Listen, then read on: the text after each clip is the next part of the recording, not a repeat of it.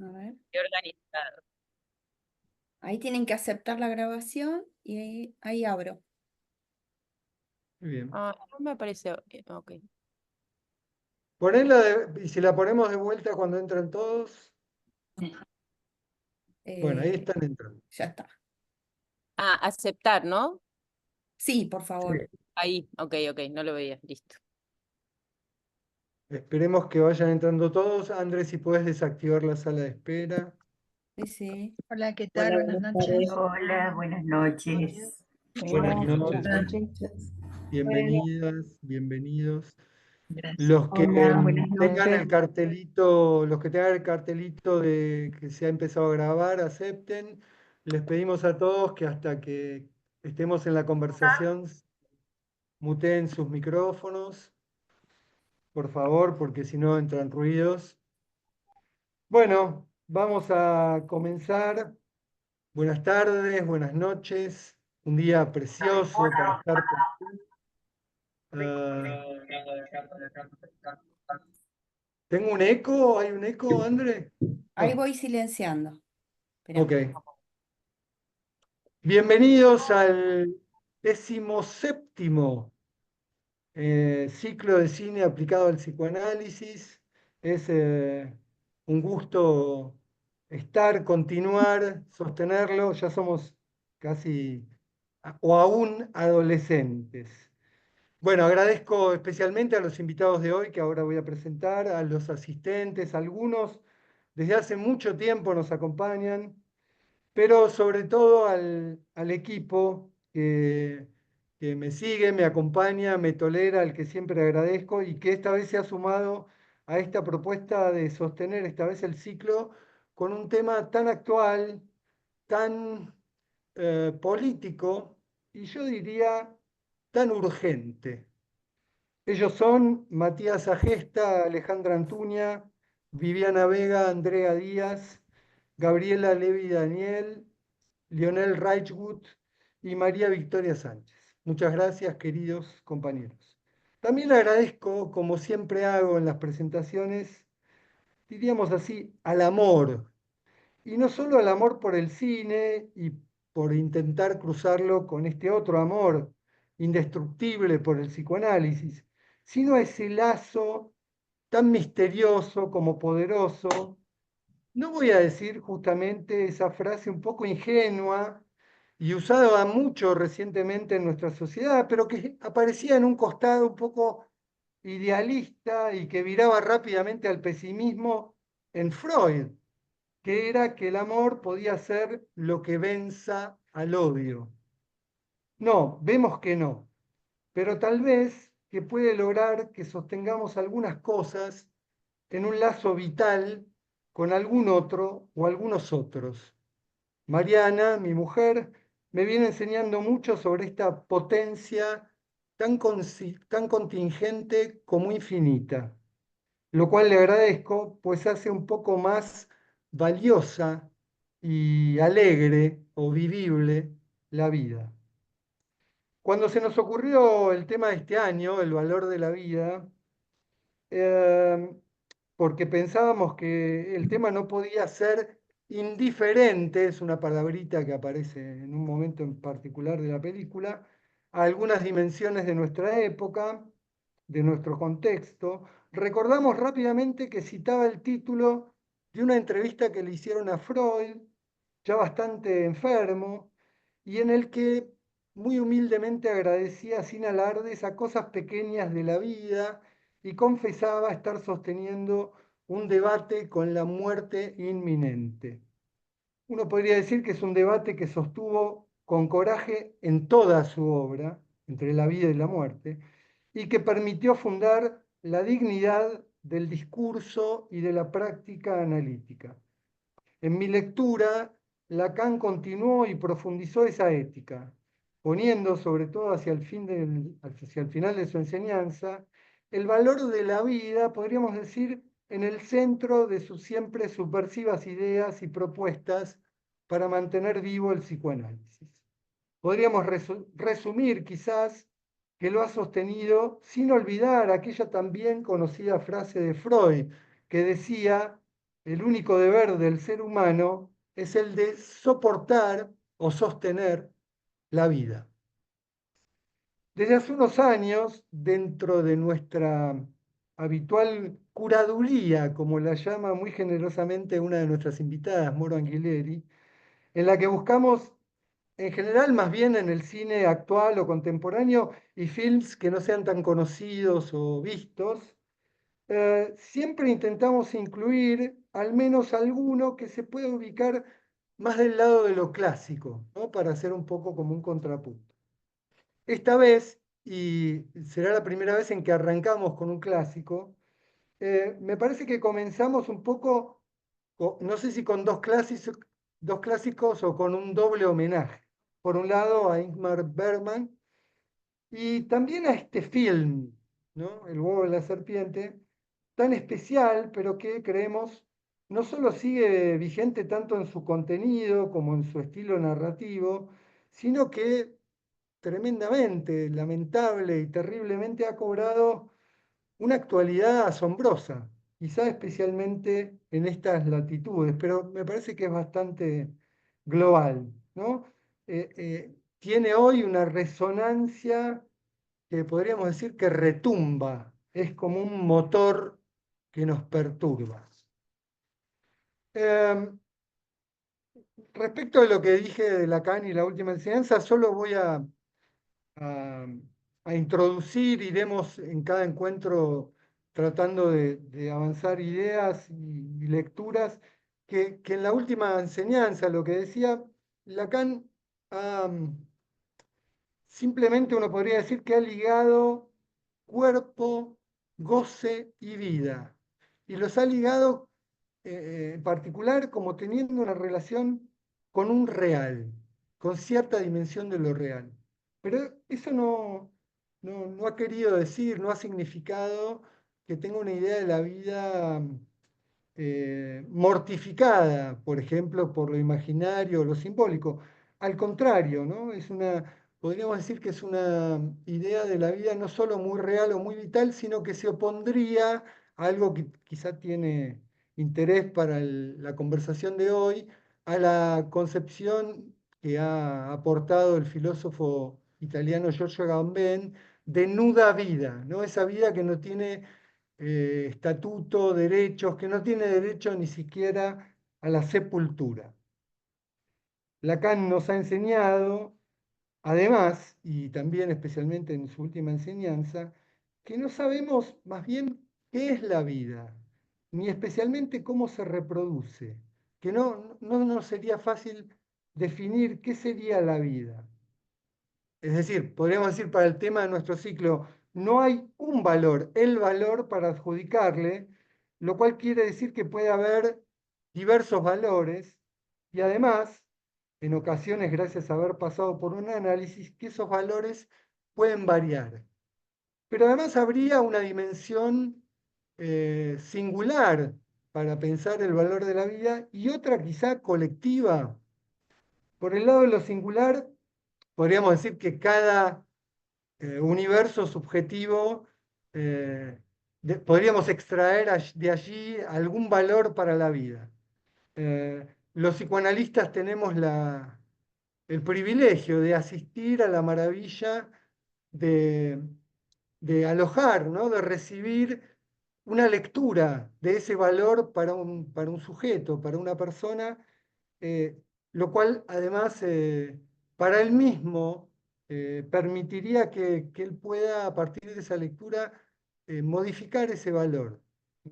Si tiene el coraje de entrar en la aventura de un análisis. Pero desde allí diríamos, bueno, recurriríamos al habitual uno por uno del psicoanálisis y diríamos que no habría dimensión colectiva para pensar un valor colectivo de la vida. Sin embargo, me da la impresión, y los films que hemos elegido tienen que ver con eso, habría momentos civilizatorios, em, incluso de producción de subjetividad, como se dice en la sociología, eh, en donde puede imponerse, digamos, cierto proyecto colectivo que, ¿no? que imponga, que establezca cierto valor de la vida sesgado por una dimensión segregativa, por una dimensión de exclusión, por una dimensión en la que la impregne de odio, o llegando al punto en el cual la vida no tenga ningún valor. Eh, yo no voy a hablar de Ingmar Bergman, no solo porque sería casi imposible, sino porque ya se ha dicho y escrito muchísimo, y creo que los invitados nos enseñarán sobre las lecturas que se puede hacer quizá de él o de esta obra de él. Lo que sí diría es que es un artista enorme, uno podría decir casi un monstruo, ¿no? En el sentido positivo y también en el sentido de lo monstruoso. Es un, bueno, no solo ha dirigido más de 40 películas, sino que ha sido dramaturgo, se ha dedicado mucho al teatro con más de 100 obras, creo. Pero en toda su obra ha hecho cierto teatro de los afectos más abisales, ¿no? Y siempre desde una perspectiva, uno podría decir, existencialista, ¿no? Los temas de la culpa y el perdón, el miedo, la angustia y las respuestas humanas a esos afectos, las ha abordado por momentos de modo más metafísico, por momentos más en dimensiones más particulares o en los lazos, en especial en los lazos familiares o de pareja, y en ocasiones también en relación a una dimensión más social. Creo que este film es un ejemplo de eso. Para conversar en este primer encuentro sobre el valor de la vida a partir del huevo de la serpiente de Ingmar Bergman, contamos con mucho honor y agradecimiento con los comentarios de nuestros invitados en este orden. Primero la dama y integrante del campo de la cultura o del arte, Moro Anguilleri, quien ya ha estado los dos han estado en el ciclo. Morio es una genial actriz con diversas notas y colores, puede hacer una comedia o un policial negro oscurísimo, pero además es docente, es directora de actores, tiene últimamente varios cursos de actores para cine con abordajes muy interesantes, los pueden buscar en las redes si a alguien le interesa. Incluso me contaba recién que en algunos eh, abordan desde los directores, ¿no? Es decir, cómo trabajar, cómo actuar según la lógica de un director. Pero también ha sostenido y a veces vuelve con cursos para pensar políticamente el cine. Ha hecho cursos para pensar el cine y el peronismo, si no me equivoco. Bueno, agradezco mucho, no voy a decir muchas cosas de los invitados que ustedes pueden encontrar en Google o en las redes. Agradezco que haya vuelto a aceptar acompañarnos con su comentario, pues siempre aporta una lectura vital y lúcida. Ya la escucharán. Solo diré que de las últimas producciones en las que ha participado como actriz, podemos nombrar en la película que está en Netflix de Lucía Puenzo, Los Impactados. Bien, Marcelo Barros es el otro comentador invitado. Marcelo es psicoanalista, es miembro de la EOL y de la AMP. Eh, Marcelo ha escrito muchos libros, solo voy a citar el último porque además creo que tiene mucho que ver con nuestros temas y quizá con esta película en particular. Tiene un título largo de una cuestión preliminar a toda psicopatía de las masas. Eh, pero lo que yo diría, y siempre que comparto un espacio con Marcelo lo digo y agradezco, le agradezco, es que Marcelo siempre con su estilo intenta pensar, ¿no? Marcelo es alguien que podemos estar de acuerdo o no, siempre intenta sostener un pensamiento propio. Y creo que en este mundo, incluso en el campo del psicoanálisis, es siempre muy de valorar y de agradecer. Muchas gracias, Marcelo, por volver a estar hoy aquí.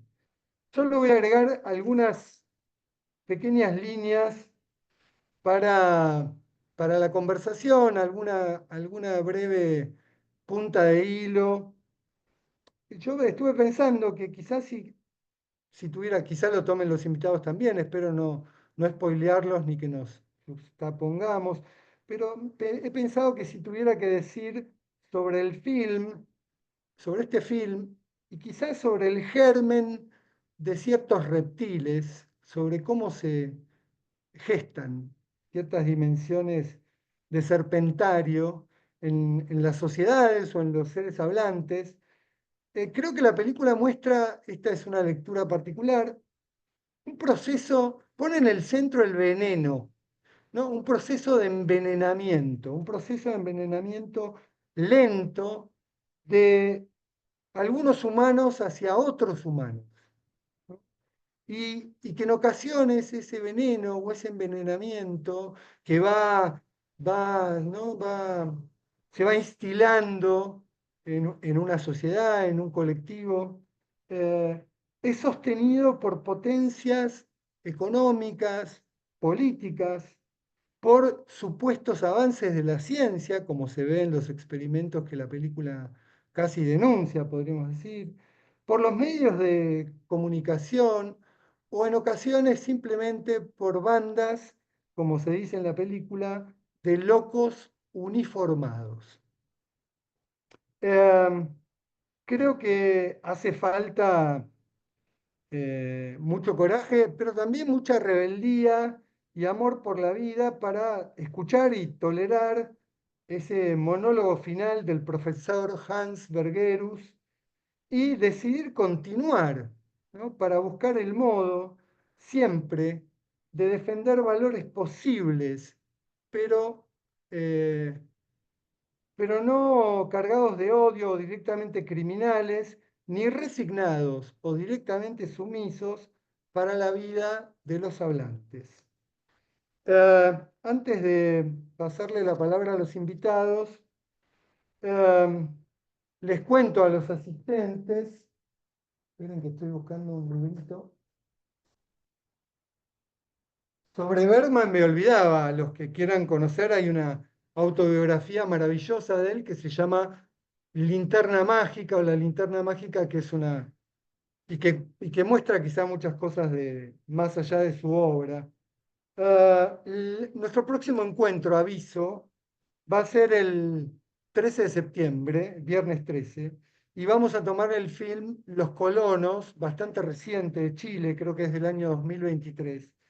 Y nuestros invitados van a ser el director de cine Gustavo Fontán, también escritor y docente, y el colega, amigo, psicoanalista de nuestra escuela, Juan Mitre.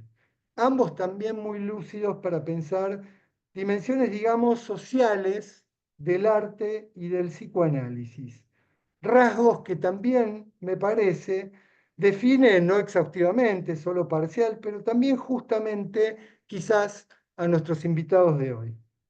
Antes de darle la palabra, quiero tomar una frase que contingentemente cayó. Estaba leyendo un libro que nada que ver, que me vino por una colección de libros a la que estoy suscripto, que no tiene nada que ver con el tema.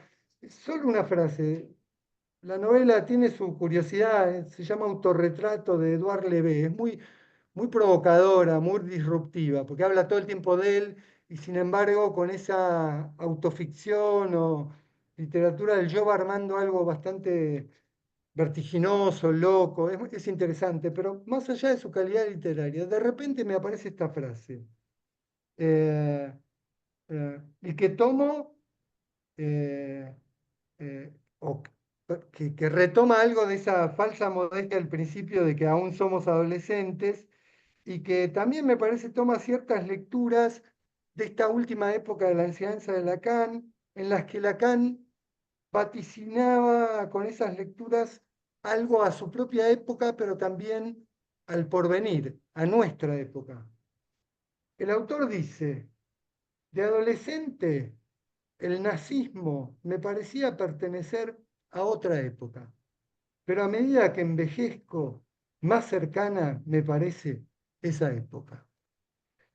Bien, escuchamos a Moro Anguilleri y luego a Marcelo Barros, que le agradecemos la presencia, y luego conversamos Bienvenidos. Vos sabés, perdón, muchísimas gracias, un placer como siempre estar. Se me cortó internet y justo cuando estabas hablando bien de mí, o sea que me quiero morir. Empezaste a decir cosas buenas y se me apagó completamente, así que estuve un poquito afuera. Pero Son las que te digo siempre. Después te subimos agradezco, la te agradezco. grabación a YouTube. No, pero casi me agarra un bobazo porque no tenía internet y de repente se me fue todo al garete. Bueno, pero acá estoy, espero que dure. ¿Empiezo yo o empieza Marcelo o usted? Bueno. Vos, Moro, adelante. Bueno, en principio me parece muy interesante traer este film a la actualidad y revisar una película del 77, año en que nací, y donde Bergman tenía unos 59 años aproximadamente. Y creo que es eso, muy, muy interesante un poco lo que decías al principio, ¿no? Como que de golpe verlo ahora ya sabiendo todo lo que se venía en Alemania, pero también un poco por el punto de vista que nos da Bergman de ese momento, de esa mirada a través de este Abel Rosenberg, creo que es, ¿no? El protagonista. Me parece que es interesante por muchas razones. Primero, una tristísima, que es la actualidad argentina, y si querés mundial, pero por otro lado, porque también siento que las películas de Bergman un poco no pasan, no envejecen, sería, si bien hay cosas que podemos decir, ah, claro, esto es de otra época o algunos tiempos en algunas películas, creo que si hay algo que no envejece tiene que ver con su continua reflexión sobre el ser, ¿no? Como si hubiera una lupa puesta siempre en todas las películas de distintas maneras y atravesadas por distintos vínculos y distintas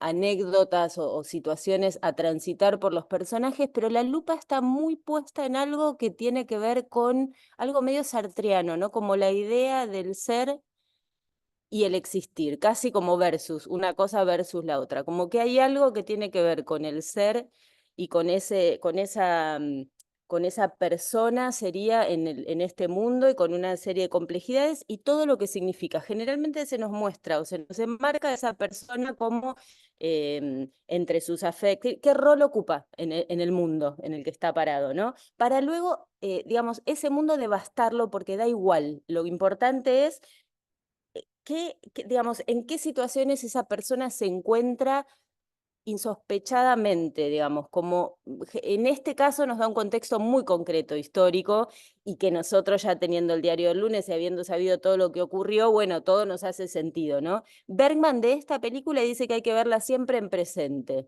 que cualquier obra hay que ver en presente, pero que esta película, cosa que además nos da este empujoncito como para atar cabos con Argentina y con nuestra actualidad.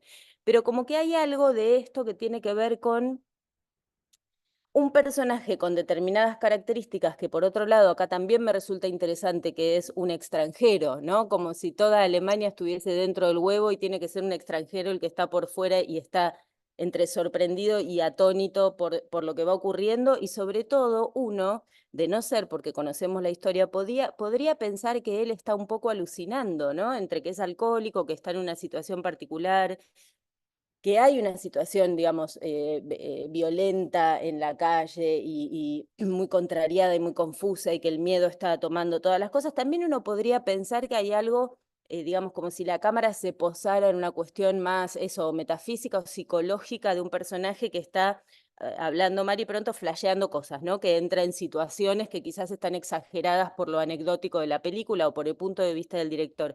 Pero sobre el final vamos a ver que todo eso que él estaba intuyendo y temiendo no solo tiene cabida y es real, sino que además hay un plan sistemático, ¿no? Donde digamos que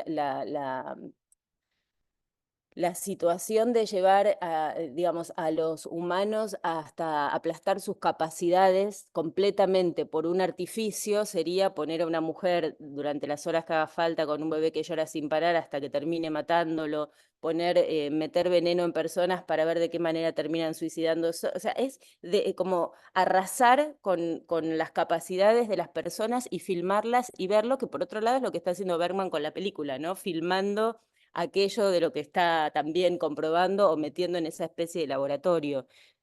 Esto también me lleva un poco a pensar, Bergman es muy fanático de Strindberg. Strindberg es un dramaturgo anterior a él, increíble también, que él admiraba mucho, y Bergman hizo varias veces un montaje sobre La señorita Julia, que es una obra de él, que también en el prólogo Strindberg habla de poner a los personajes en una especie de laboratorio y poder examinar que en ese caso, en el de La señorita Julia, tiene que ver con una cuestión hormonal de ella, etcétera, con distintas situaciones, pero ponerlos a jugar como si fueran ratones dentro de una situación de laboratorio, ¿no? Y siento que esta película es completamente eso, porque la historia que narra tiene que ver con eso que se estaba generando, ese mal diseñado y esa organización y ese sistema de aniquilación de lo humano y de una parte, ¿no? De esta idea de raza, pero todavía no está del todo gestada, y esta idea de que viene un salvador, pero cruzada con el médico diabólico, que en la tradición alemana de cine tenemos de Caligari a Hitler, ¿no? Como esa idea de que desde Caligari, y no solo desde Caligari, hay anteriores también, pero la idea del doctor loco o, o del demente que lleva a cabo una misión y que es seguido por otros, pero que claramente está poseso o tomado por el mal. Es como una idea que en el expresionismo alemán, digamos, cooptó no solo mucho público, sino que además tenía un volumen previo al nazismo, una pregnancia, digamos, frente a lo que se estaba generando, que tenía que ver un poco con eso, ¿no? Como con una oscuridad organizada a partir de un demente, ¿no? De una persona que está fuera de sí, pero que más allá de dar muestras, digamos, legibles en el momento, también es muy confuso, ¿no? Quizás eso también tiene un poco que ver con la actualidad nuestra, como que hay algo que, aunque te digan de frente, che, estoy loco, che, mirá que estoy haciendo cualquier cosa, che, mirá que, bueno, te sigo, dale, buenísimo. O sea, como que hay algo en eso que es muy perturbador y creo que muy enloquecedor. Esto mismo que le dice el policía, ¿no? El jefe, el comisario, no sé qué. Hay un montón de personas como yo que nos tranquilizamos haciendo lo que tenemos que hacer, ¿no? Y también es muy valioso que vos te emborraches todas las noches. También es muy respetable que vos te emborraches todas las noches. Como hay un poder llevar ese momento adelante en el que cada uno va describiendo de qué manera y a qué se aferra para llevar adelante un momento de mucha oscuridad donde se está armando algo que es mucho más poderoso de lo que uno puede comprender, incluso si lo está comprendiendo, ¿no? Como poner en palabras o accionar en función de eso. Por otra parte, hay algo digamos, de lo que es meramente estético que me parece interesante. La película empieza... Perdón, voy a hacer un paréntesis. Bergman en estos años está viviendo en Múnich. Es un exilio que él tuvo de Suecia porque por cuestiones, le hicieron una denuncia por unos impuestos impagos, en fin, se armó todo. Habría que, si lo ampliamos es muy largo, pero en síntesis, digamos, él se ofendió muchísimo por la denuncia que le hicieron. Había un momento de gremios y del cine y del Estado sueco y etcétera complejo, y su lugar en ese país pequeño, donde él siempre fue muy un dios, digamos, de la dirección y del cine y del teatro, se ofendió y se fue a vivir a Alemania. Entonces, desde Múnich hace esta película en el 77.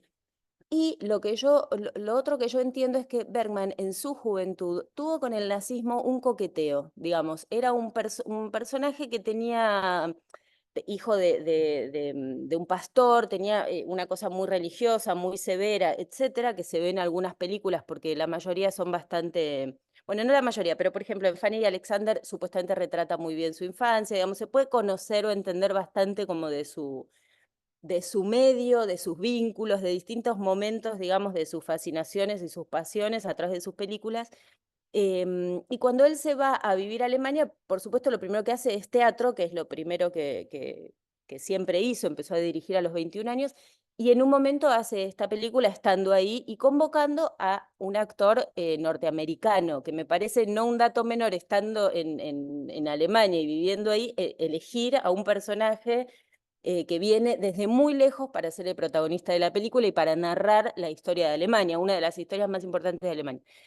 En esa situación rueda esta película. Y esta película empieza con esa música de cabaret que es tan, no solo me encanta, me fascina, digamos, me parece eso como medio fascinante, y a la vez es como, tiene como esa mezcla, ¿no? De densidad y de divertido, pero también es densa y siempre son unas voces muy rotas, ¿no? Y como algo medio carnavalesco, pero a la vez que mantiene un ritmo y una cierta euforia, pero está medio corrida como de los celebratorios. Sería es como una celebración muy borracha, no sé cómo decirlo, ¿no? Como muy trasnochada. Tiene por un lado eso y por otro lado los cortes abruptos a los créditos, donde, perdón, de los durante los créditos, esos cortes abruptos a esos fotogramas de personas que avanzan como si fueran al matadero, ¿no? En blanco y negro, totalmente gente real, sería, no hay maquillaje, no hay personificaciones, ¿no? Gente de la calle, ¿no? Como las personas marchando hacia adelante sin ninguna gestualidad que indique ni vitalidad ni optimismo en ningún caso, y solo marchando, yendo hacia adelante, como si estuviesen yendo hacia su propio destino, ¿no? Como avanzando. Esta presentación de la película me parece que encierra un poco algo de lo que está tramitando la película en términos de lo que está ocurriendo socialmente. Y después estamos completamente de la mano de un protagonista que es este judío extranjero, sería que está en esta tierra, con estas características y con su propia vida en estado de crisis, porque no tiene trabajo, porque no habla la lengua, porque su hermano va a descubrir en 1 minuto y medio que se acaba de suicidar, y todo lo que él un poco empieza a intuir, finalmente lo va a comprobar, que el hermano fue envenenado, etcétera, ¿no? Todo lo que vamos viendo a lo largo de la película. Entonces, siento que hay algo de esta película que al ponerla en este contexto, hay algo de todo eso que nos va contando que nosotros lo podemos comprender, pero que en otras películas, es decir, podemos decir, esto es por esto era por esto pasó de determinada manera y entonces termina así, pero en otras películas de Bergman no ocurre eso.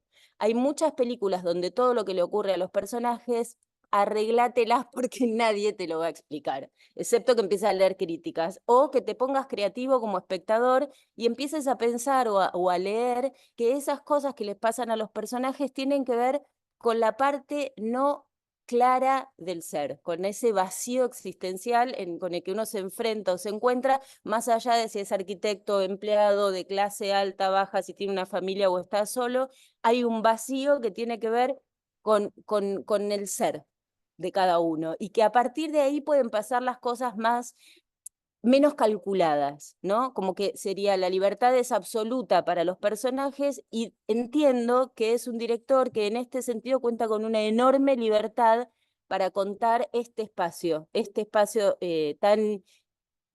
tan oscuro, tan secreto de cada uno, tan a descubrir. Y esto me parece que es sumamente valioso, que en los últimos años cuando esto ocurre tiene que ser explicado, porque no estamos acostumbrados a que el cine últimamente, a que el cine sea un hecho artístico, digamos, es más bien un entretenimiento, por lo cual somos muy llevados de la nariz a seguir una trama sobre todo, pero a no dejar de comer pochoclos y a pedir cosas. Y Bergman se toma el tiempo y se toma la molestia de dejarte en la oscuridad absoluta, donde uno de pronto siente una angustia y un malestar y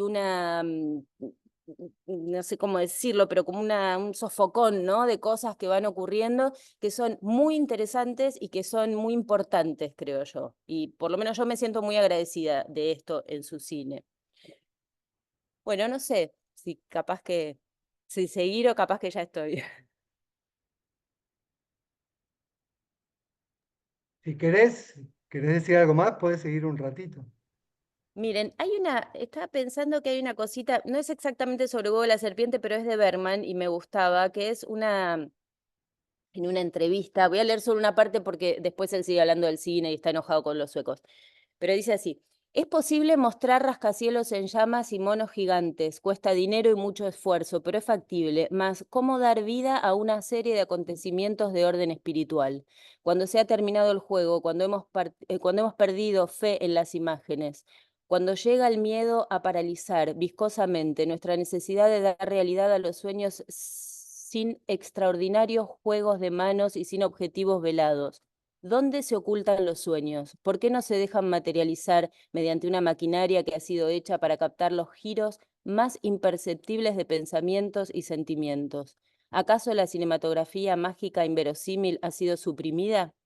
Bueno, insisto, esto lo dice en respuesta a un momento cinematográfico, pero no deja de ser real y de tener que ver con esto que estaba diciendo, y me gusta ver qué es lo que él piensa sobre el cine y sobre hasta dónde, ¿no? Hasta dónde tiene valor para él un Tarkovsky o un Buñuel, o estas personas que juegan en esos bordes que no son fáciles de colocar en un estante, donde uno podría entender, bueno, en esto estoy de acuerdo, con esto no coincido, acá, no sé, son como cosas que afectan un poco más fuerte, ¿no? Son un choque de pensamiento, un choque en la cabeza donde uno tiene que tramitar cosas personales, mucho más allá de lo políticamente correcto. Te lleva como a un lugar de decir, opa, ¿esto qué pasó acá? ¿Dónde estoy? ¿Y a mí qué me pasa con esto? Bueno, hasta acá. Bueno, muchas gracias, Moro. Quizás ya se podría pensar algo, después seguimos conversando sobre las varias cosas que dijiste, sobre que ese espacio que llamabas espiritual o del ser, y tan oscuro de cada sujeto, de cada persona, pueda tener algo que ver con el valor de la vida para cada uno, ¿no? Alguna articulación se puede pensar ahí. Y sobre la Sí, cuestión de la oscuridad, debo recordar que él fue acompañado gran parte de su obra por ese director de foto tan sí, famoso, Sven Dybvig, no lo puedo pronunciar, que sí, es un monstruo, una bestia, y se ve bien también en este film, en ese juego que hace entre la oscuridad y la luz, y sobre sí, todo cómo nos cuenta la oscuridad. Berman y él en eso son inigualables. total, Bueno, total. Marcelo, te escuchamos. Gracias, Moro.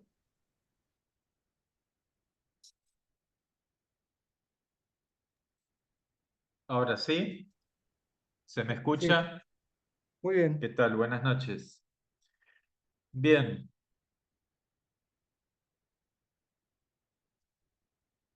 quiero empezar por una frase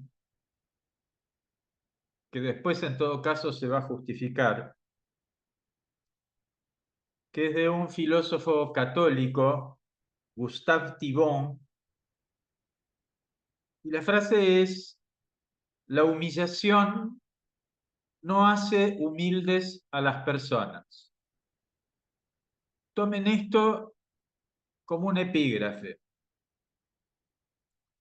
Berlín 1923 es el contexto de la película El huevo de la serpiente. 3 años antes, en 1920, se publica el libro de un jurista alemán, Karl Binding.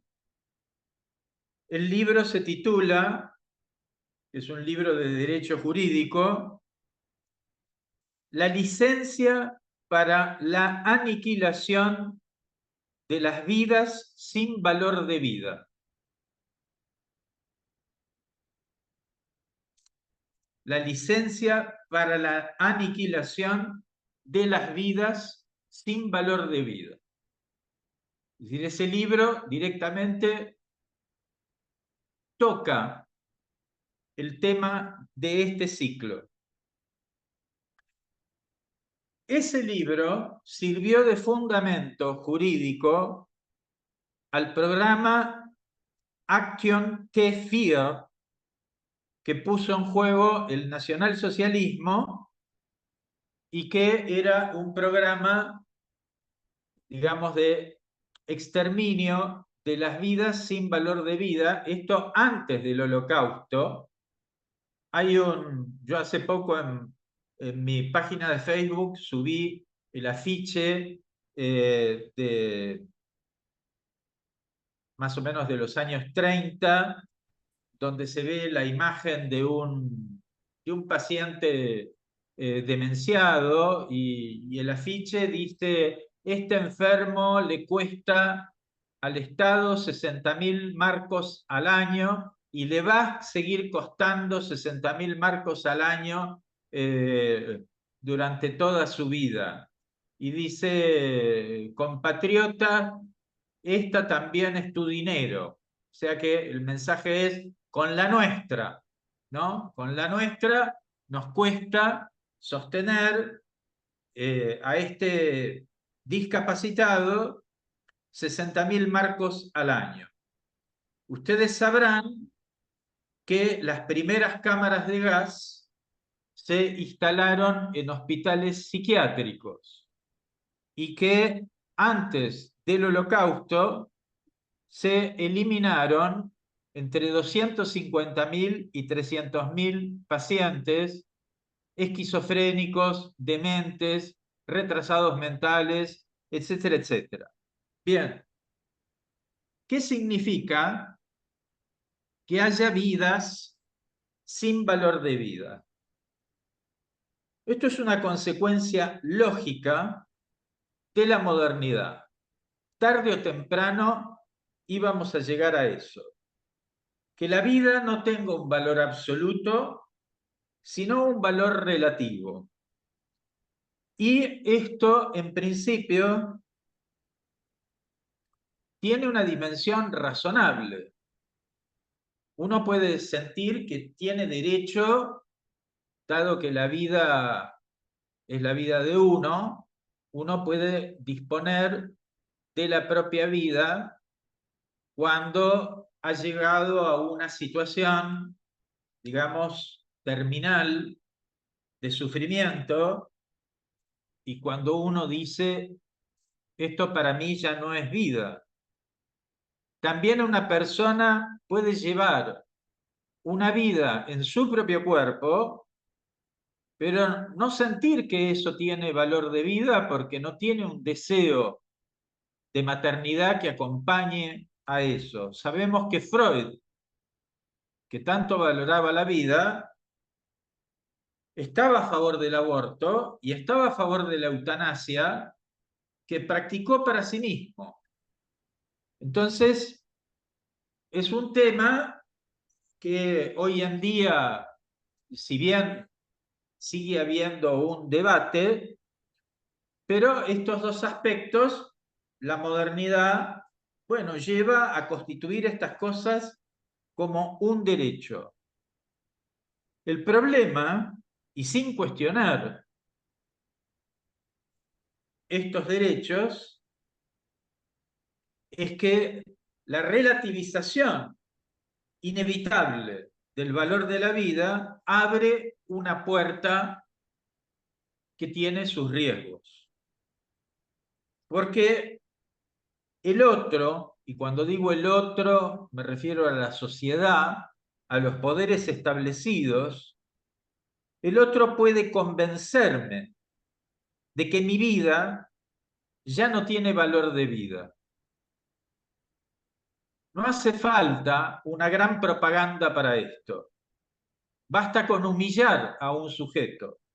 De ahí lo de la humillación. Basta con humillar a un sujeto o a un pueblo para convencerlo de que su vida no tiene valor de vida. Ahora, la clínica también nos muestra que cuando mi vida no tiene ya valor de vida para mí, y puedo estar dispuesto al pasaje al acto, a patear el tablero, porque mi vida ya no tiene valor de vida, o sea, ya no tengo nada que perder. Si ya no tengo nada que perder, me puedo volver alguien muy peligroso. Porque puedo decidir no aniquilar mi vida, sino aniquilar la vida del otro. Puedo canalizar hacia afuera, hacia los demás, mi resentimiento, mi humillación, mi veneno. De ahí el deseo de venganza. Venganza y autodestrucción son dos cosas muy íntimamente relacionadas. Porque ahí donde yo busco aniquilar al otro odiado, sabemos desde el psicoanálisis que si yo odio al otro es porque en ese otro veo algo de mí mismo, algo íntimo, que no soporto, que no acepto y que quiero destruir. Entonces, en todo acto de aniquilamiento del otro, hay un modo de matarme a mí mismo en el otro. Venganza y autodestrucción van juntos. No olvidemos que en el Holocausto el pueblo alemán mismo resultó sacrificado en el altar de los dioses oscuros. Y al fin y al cabo, el nazismo no solamente llevó al exterminio de muchos pueblos, sino que también llevó a la aniquilación de una muy buena parte del pueblo alemán. Y acá podríamos relacionar, como trabajo en mi último libro, la leyenda del flautista de Hamelin, que limpió de ratas a la ciudad de Hamelin, y como no le pagaron lo que él había pedido, entonces con la flautita atrajo a todos los niños, atrajo a todos los jóvenes, a todos los niños, y se los llevó. Dejó la ciudad sin jóvenes. Y que hace poco el Papa advirtió el peligro de los flautistas de Hamelin. Bien, el 10 de diciembre del año pasado, yo vivo en medio del quilombo, vivo muy cerca de la Plaza del Congreso y muy cerca de la Plaza de Mayo y muy cerca del Obelisco. El 10 de diciembre del año pasado, vi pasar por el barrio muchas personas con una bandera que se llama bandera de Gadsden, que no importa la historia de esa bandera, que es una bandera amarilla con una serpiente de cascabel, la imagen de una serpiente de cascabel, y que tiene la frase "Don't tread on me", no me pises, no me pises. La serpiente no solamente es un bicho que te puede envenenar, ya viene envenenado metafóricamente. Y ya alude la frase a la humillación. Tené cuidado. Si me pisás, vas a pagar las consecuencias. Voy a citar a dos políticos. El primero es Maquiavelo, en su obra El Príncipe. Maquiavelo dice, como consejo para todo político, si vas a dañar a alguien, el daño tiene que ser enorme, no tiene que ser pequeño. La ofensa tiene que ser grande, no pequeña. Tenés que ofender al otro, herirlo, dañarlo, de un modo tal que no le queden más ganas de jugar el juego.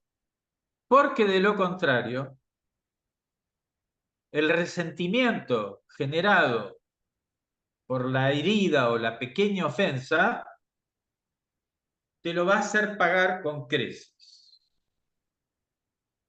De un modo mucho más fácil lo dice Juan Domingo Perón en su texto sobre conducción política. Dice, textual, en política no se hiere, se mata o no se hace nada. Si herís, tenés el problema de la venganza, de ese goce de los dioses, de ese goce que, según la carta a los Romanos, capítulo 12, versículo 19, es ese goce solamente reservado al Padre. Bien.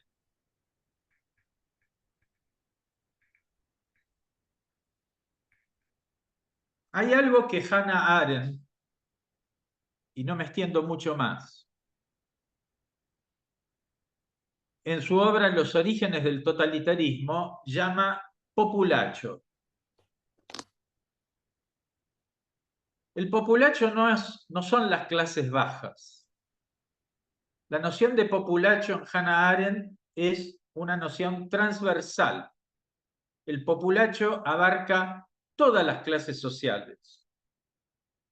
Porque en todas las clases sociales, dice Hannah Arendt, hay gente que se siente en una posición de desecho.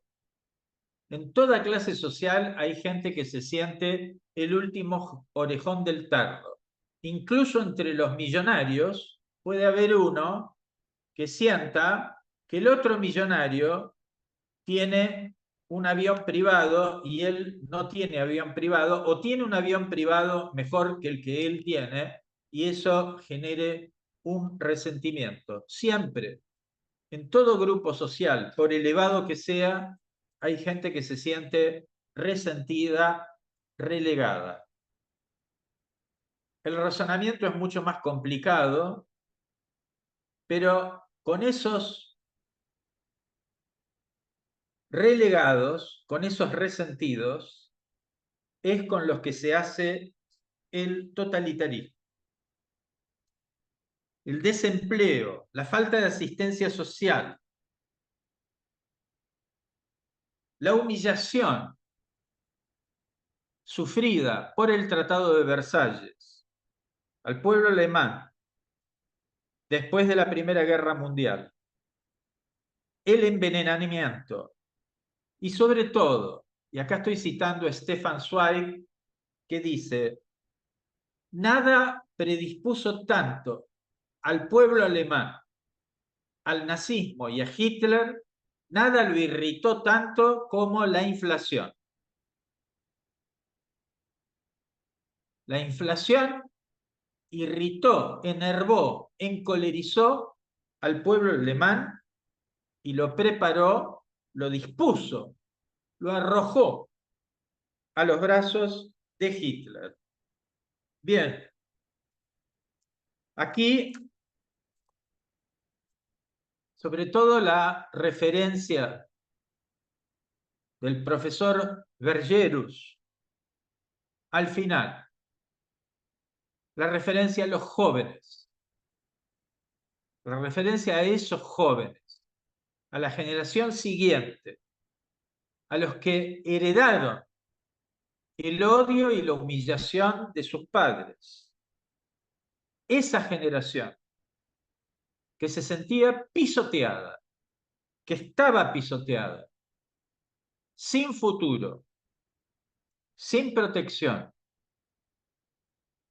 estaban esperando al flautista de Hamelin. Esperaban venganza y secretamente autocastigo. Y lo encontraron.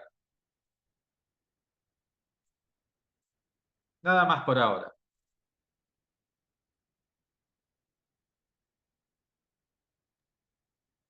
Bueno, es impactante en tu comentario, Marcelo, que iniciás con algo que el mismo Hans Bergerus dice, ¿no? Él dice que todo esto que se está haciendo en estos experimentos y en este laboratorio social que está en ciernes, que se está engendrando como el huevo de la serpiente, dice textual, son los primeros pasos de un desarrollo necesario y lógico.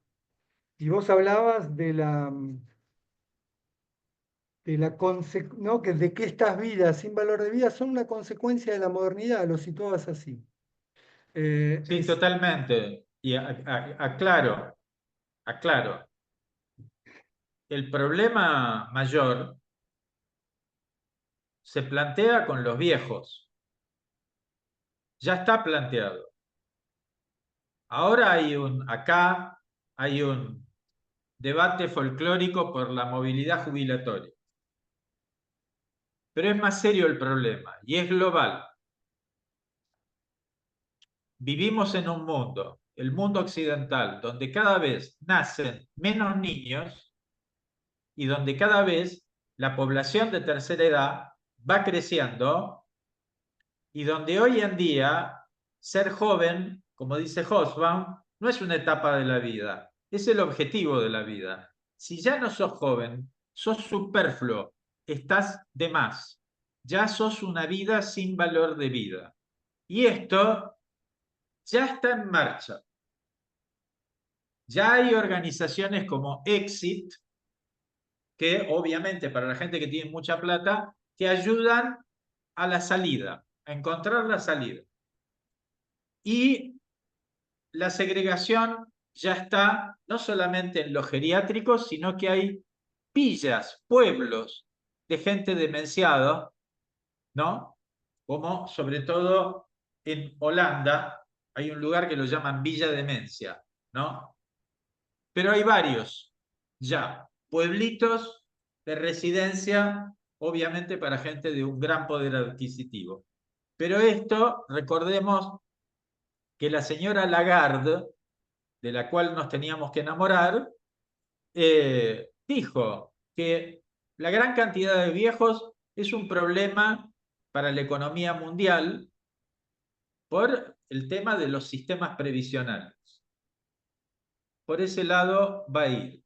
Y además ya no hace falta, digamos, grandes masacres con campos de concentración o con tiros o con arrestos. Bastaría con largar algún virus que mate a una buena cantidad de gente. Bueno, Hans dice, hay demasiada gente en el mundo, ¿qué valor pueden tener unos miles o millones de vidas? Ahora, tomándolo como así, como una consecuencia de la modernidad occidental, y creo que el film lo muestra de un modo enorme, el film muestra, y vos tomabas en tu exposición algo de eso, uno podría decir, el retorno paradojal de lo que Freud demostró sobre el mandamiento cristiano, que en realidad debes odiar al otro como a ti mismo. Un poco algo de eso vos decías. Y me parece que hay un rasgo en lo que vos traes que quizá está en la película, yo lo pensaba así. Si el valor de la vida no está íntimamente atado al valor que puede tener el otro en esa vida. Es una pregunta para vos, pero para iniciar la conversación. Si alguien quiere hacer alguna pregunta, comentario, levanta la mano o se desmutea y arrancamos la conversación.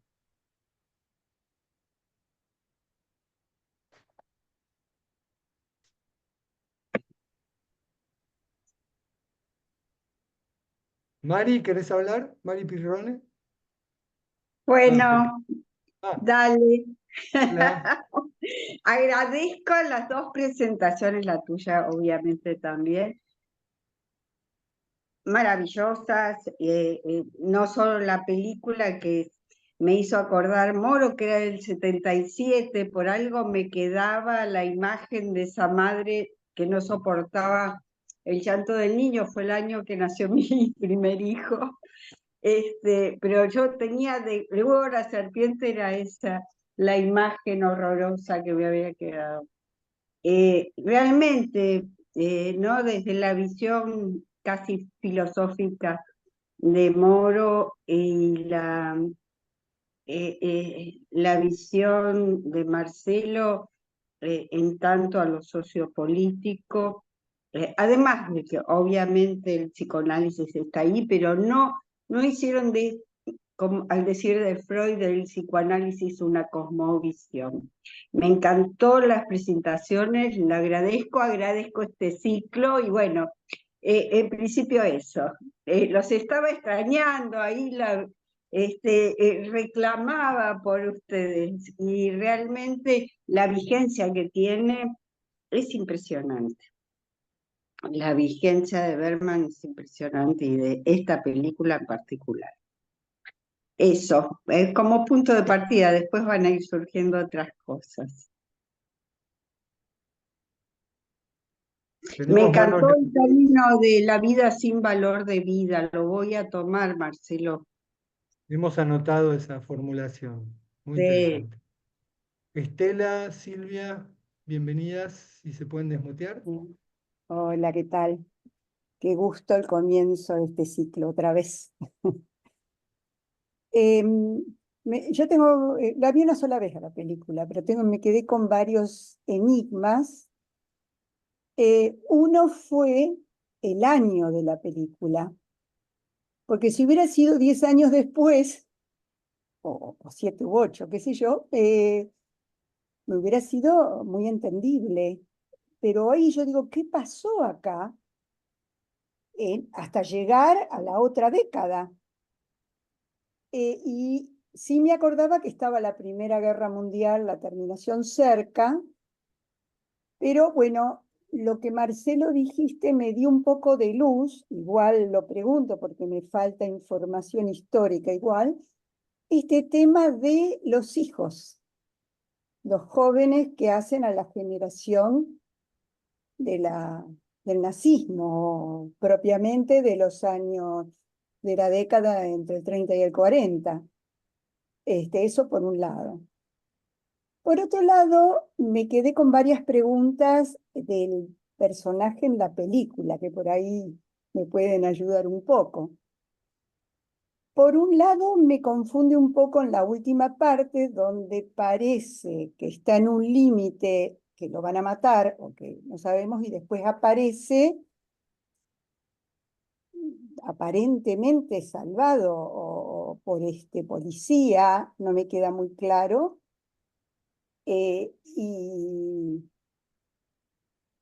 Bueno, ese modo de cómo se va resolviendo o cómo va saliendo el personaje ah, en la resolución que va haciendo de este personaje y y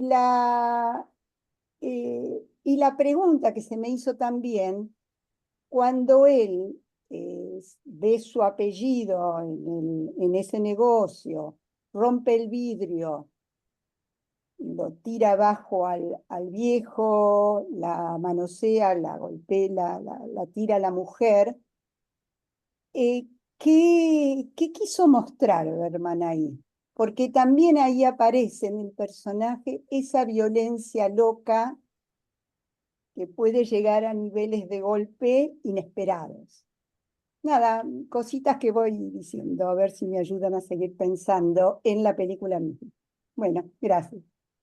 Estela, sobre un par de cosas que dijiste, quisiera agregar que en ese episodio del negocio judío hay una referencia a una noche famosa en Berlín, no sé si fue en Berlín, me sabrán recordar, En de toda la Alemania. rotura. Que fue mucho después, que fue más adelante. No, no, fue en la inminencia de la asunción del nazismo. Pero no fue en esos años. 1938. ¿Cuánto? 1938. Claro, claro, mucho tiempo después. La Pero ahí está su Kristallnacht. apellido, La sí, noche de los de cristales los o de los cristales. cristales. Sí, sí, sí. Ahora, a mí charlábamos antes de abrir el Zoom con los invitados que fuera en esta época que Bergman hace esto, hay que decir que es una época coincidente con esas anticipaciones de Lacan, que sí la, mm, el- la civilización occidental seguía por el camino de la segregación, incluso apoyado por el avance de la ciencia, íbamos a volver no solo el retorno de los dioses oscuros, sino que le daba la forma del campo de concentración. Es más o menos la misma época, 70, ¿no? Mediados de los años 70, y es curioso que en esa época de aparentemente fin de algo como el nazismo y de retornos de ciertos procesos más revolucionarios aparentemente, tanto Lacan como Bergman propongan esto, ¿no? Quizá lo que decía Marcelo tenga, como decía Estela, su valor.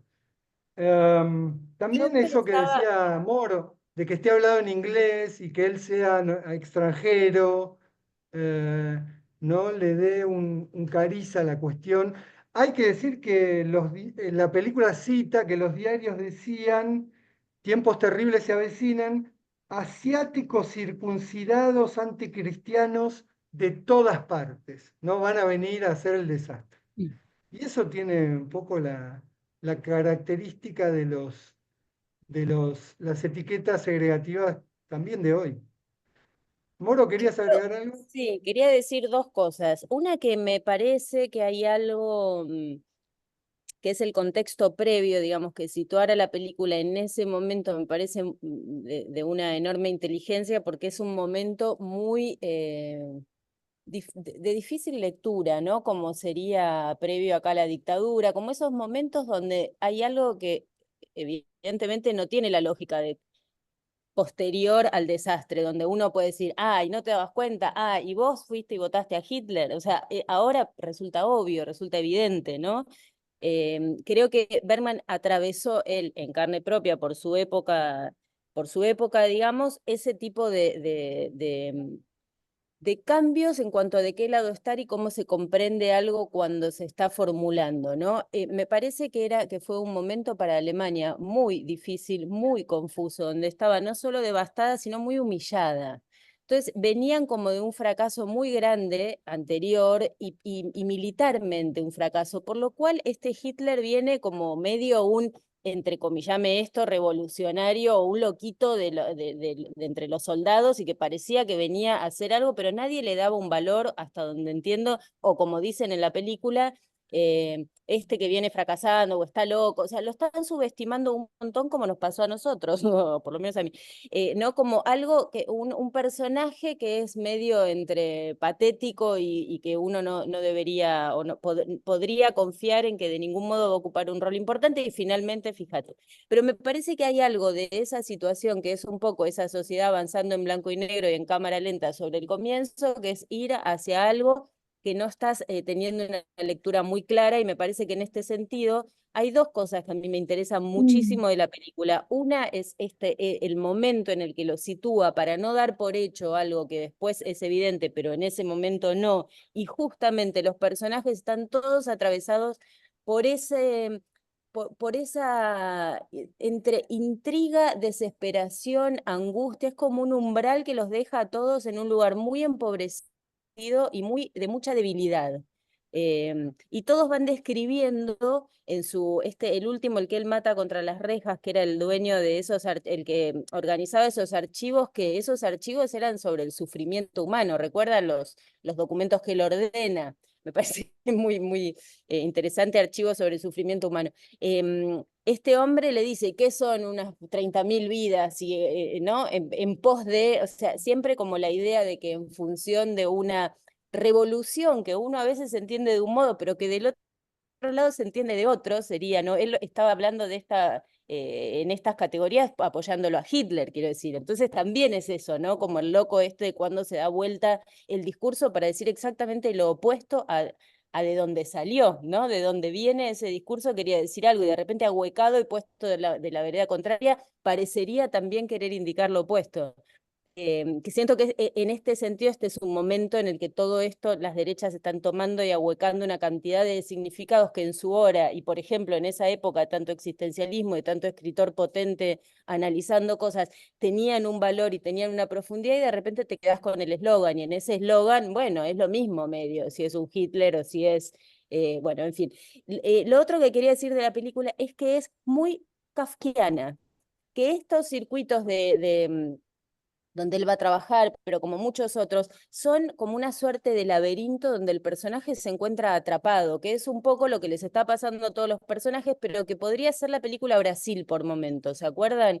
Esos personajes que quedan atrapados como en una burocracia y en un sinsentido que tiene mucho más valor del que a priori uno podría darle. Y quiero leer esto, que es apenitas. Lo kafkiano es un modo determinado de ser, de concebir, de sentir ese mundo, y va aparejado a una sensación de opresión, de angustia, de incertidumbre, de imposibilidad de arribar a la meta, de errar sin rumbo ni destino por caminos no elegidos, de fracasos y negación.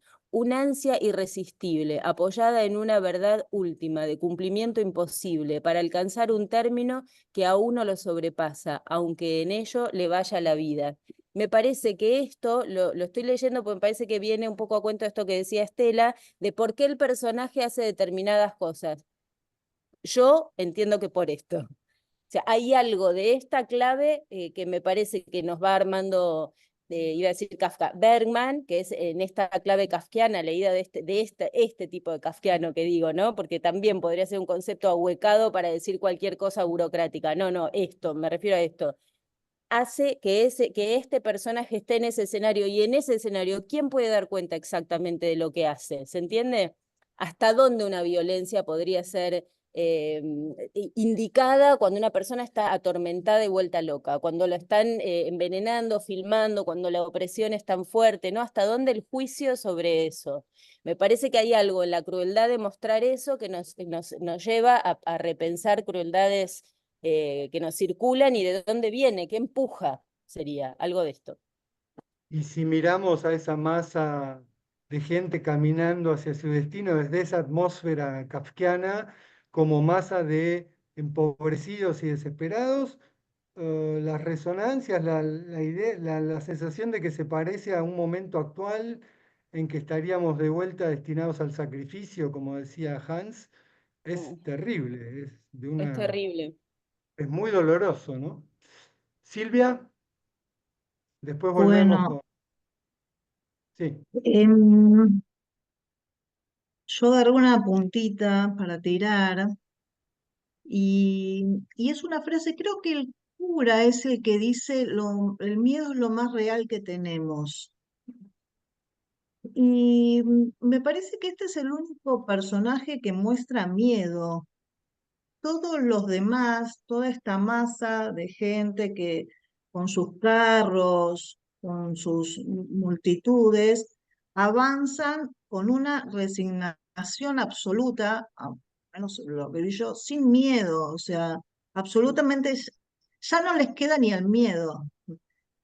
Eh, y me parece que a nuestros personajes se avivó de esto al principio, cuando lo quieren acusar por la muerte del hermano y que le preguntan si es judío, de qué religión tiene, si es judío, y que eso me parece que a él le prende una luz, una alarma, que empieza a leer las situaciones de persecución, digamos, por esa línea.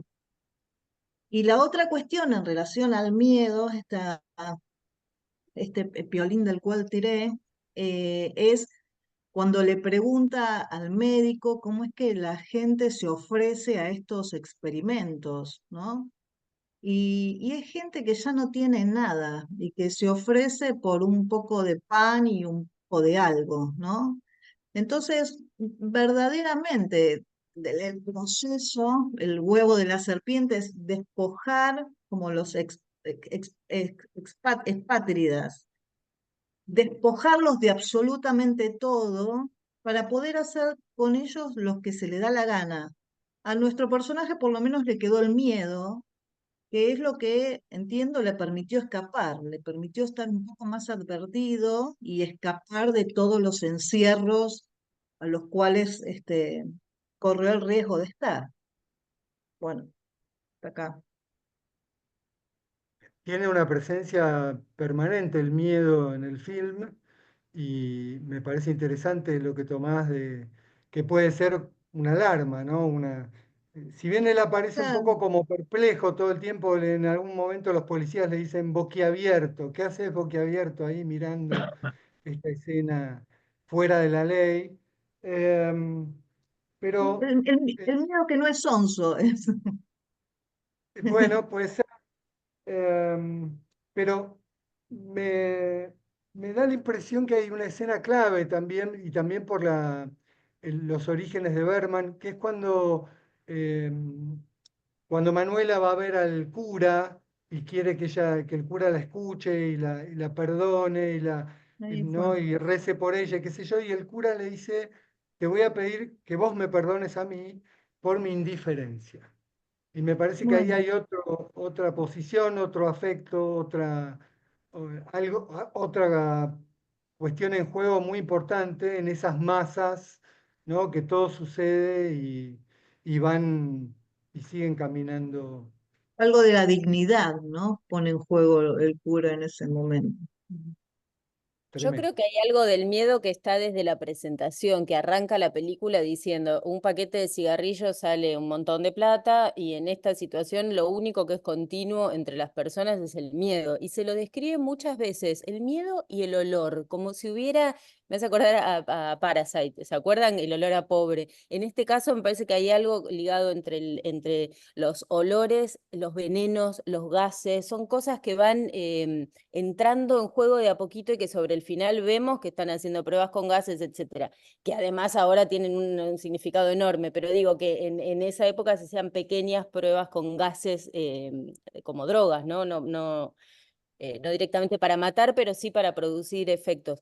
Pero me parece que eso atraviesa toda la película, ¿eh? Y no solo ese personaje, porque además cada uno está atormentado de una manera distinta. Manuela tiene una vitalidad diferente y se juega la vida de una manera diferente que este personaje y le va poniendo el pecho a todo lo que puede y de la manera que va encontrando, pero está devastada y lo único que le pide a él es que la quiera, que le abrace, que la trate bien y él no puede. No puede ni abrazarla, o sea, la abraza y al instante ya está corriendo para otro lado hasta que ella se suicida delante de, bueno, no delante de él, pero digamos, en su propia casa. No puede, o sea, son como personajes que ninguno está pudiendo con lo que le toca. Y esto de la inflación y de los valores que dicen en un momento, esto que decías vos, ¿no? Con un poco de plata cualquiera acepta ponerse la peor vacuna o hacer el peor experimento, sería, ¿no? Que es parte de la desesperación.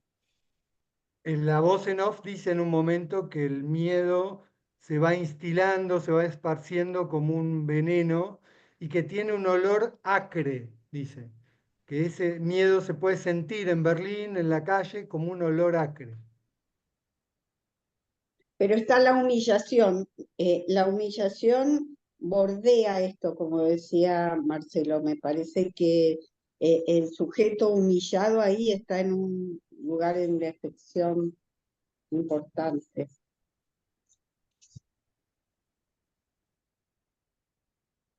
Hay algunas intervenciones en el chat. Carlos Quintana dice, me impresiona en la película la intervención violenta de policías y el paralelismo con los días que vivimos en la actualidad. Liz Pett, que recordó, si no me recuerdo mal, recordó la enorme serie de Fassbinder, sí, esa atmósfera eh, de Weimar o de prenazismo, esa serie que se llamó Berlín Alexanderplatz, a los que no la... Es difícil de conseguir, es larga, tiene 13 capítulos largos, más un epílogo, pero es enorme y de una enorme oscuridad también. Liz recuerda que comenta esto del miedo como una alarma y que la población aún no sabe lo que sobrevendrá. Y Marta Cibadón dice, agradezco mucho el espacio, las exposiciones. Pensaba que eran actores de circo, equilibristas de la vida, diversas posiciones. Es verdad que en esa época no solo eran asiáticos circuncidados, también fueron perseguidos em, los ¿cómo se llaman? Los Los gitanos, gitanos, los los gitanos. homosexuales, bueno, todo, ¿no? Los artistas. Em, y que el libro de Berlín Alexanderplatz, recuerda Lisbeth, es de Gotling. Marcelo, Sí, ahí está. a ver, me parece que yo recordaba un poco lo que decía Moro de esa imagen de la masa de la gente yendo como animales al matadero. Recordaba que en una película que es muy muy anterior, que es de la década del 30, que es Tiempos Modernos, de Chaplin, que empieza con una imagen así, incluso muestra a los obreros saliendo de la boca del subte y al mismo tiempo pone la imagen de las ovejas yendo por el carril que las lleva al matadero o hacia algún otro lugar no muy, es decir, no muy acogedor. Pero esto es algo que forma parte de la sociedad, de la cultura del mercado, inculcarnos el sentimiento de superfluidad. Esto es de base, es decir, en esta cultura. Pero además hay un momento particular que es este momento, que me parece que es un momento que pone en crisis las categorías clásicas, sobre todo del pensamiento de izquierda o de las democracias liberales, porque es el surgimiento de nuevas derechas, no son las derechas tradicionales. Y creo que es un error pensar o descalificar a las personas que votan por el candidato extremo, el voto suicida,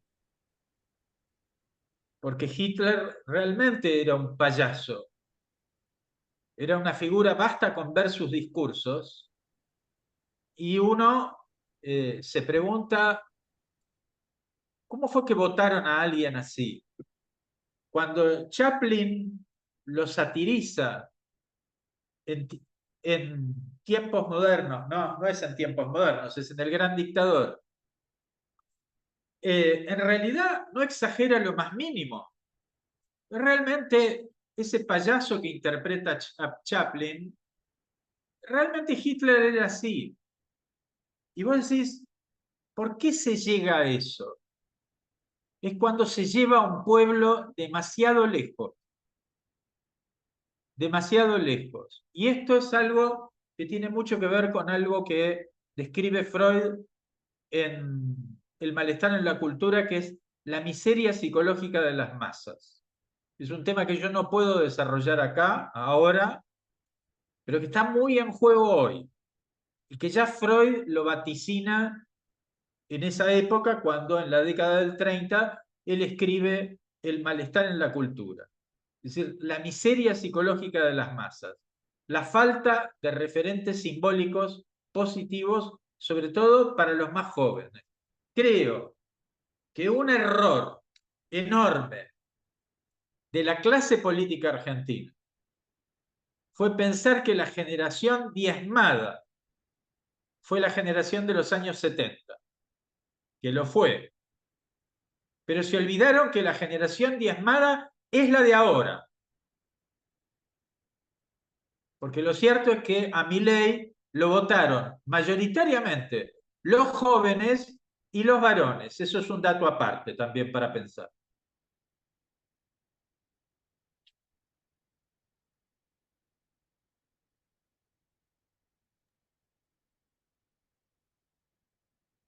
Bueno, creo que nos han ayudado a asomarnos un poco y de un modo tremendo, quizá con la película que hemos elegido, a la cuestión del valor de la vida. eh, no, no hemos cerrado la cuestión de que podemos no saber cuál puede ser ese valor para cada sujeto, pero ha parecido que podría ser arrasado ese valor. Esta frase de Marcelo, de vidas que ya no tengan valor de vida, ¿no? Que parece tautológico, pero que podremos quizás seguir conversando en próximos encuentros. Eh, bueno, les agradezco muchísimo los comentarios a Moro y a Marcelo. Creo que podríamos seguir charlando mucho. Es de enorme actualidad lo que estamos conversando. Nos afecta, nos duele, nos toca a todos. Creo que Eh, espero que no caigamos en la desesperación de que se vienen tiempos terribles, ni en la indiferencia, por lo cual hacemos este ciclo para seguir hablando del valor de la vida con otras versiones, otras lecturas, otras obras que abordan el tema desde otros ángulos, desde otras perspectivas. Muchas gracias, Moro. Quedan muchas cosas abiertas, pero vamos a dejarlas así para seguir conversando. Gracias, Moro Anguilleri. ¿Querías decir algo, Moro? Es una No se pavada te... igual. Pero quiero decir, ahí estoy. Lo que Sí. me acordé ahora que decía Marcelo esto, que solo les quiero dejar una imagen para que se inquieten. Primero que siento que ya estamos en una época, no es que van a venir épocas, sino que ya estamos adentro. Pero no, pero respecto a esto que decía Marcelo, que parece que Hitler vio El Gran Dictador, que pidió la película y que la vio en su cine privado. No tengo idea qué habrá visto, o sea, nunca se expresó al respecto, pero siempre me quedó la imagen de qué onda para Hitler ver a Chaplin haciendo esos malabares de él y esa ese payasesco, digamos. Yo creo que no se debe haber ofendido en lo más mínimo.